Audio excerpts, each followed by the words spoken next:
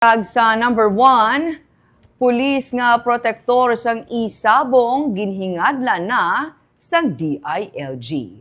Ginhingadla na ni Secretary sang Interior and Local Government Juanito Victor Remulla ang police major nga ginatudlo bilang protektor sang online sabong sa Talisay City. Ginkilala ang pulis nga si Police Major Edgar Tonico Jr., pamuno sa Criminal Investigation and Detection Group, Bacolod City Field Unit. Ginsiling ni Remulla sa isa ka press conference kaina nga ila na ginpaidalo ang amo nga pulis sa preventive custody. Samtang nagapadayon pa ang investigasyon. Sandig sa investigasyon sa DILG, ang natukiban nga factory sang peke nga mga sigarilyo sa Barangay Kalumanggan, Bago City ang konektado man sa iligal nga E-sabong sa Barangay Concepcion sa Talisay City.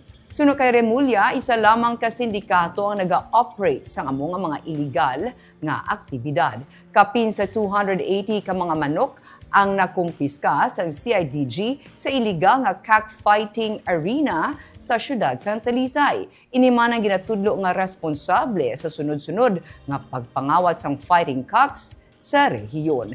30 ka persona, lakip ng isa ka menor de edad, ang nadakpan sa kapulisan nga involvado sa among nga activity. Ginpadalman pa sa karon sa DILG ang among nga kaso, samtang ginatan-aw Manila ang posibilidad nga si Atong ang yara sa likod sa illegal nga online sabong. Natukiban man nga kapin sa 5 million pesos ang sarang nga ma-income sa kada adlaw sang E-sabong suno kay Remulla.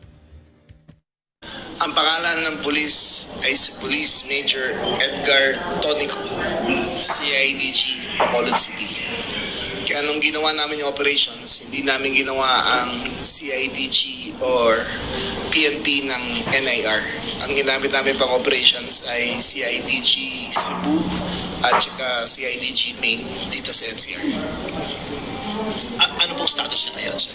He is under preventive custody dun sa NIR headquarters and undergoing a case build-up para i-charge siya para sa participation niya sa illegal E-sabong operations.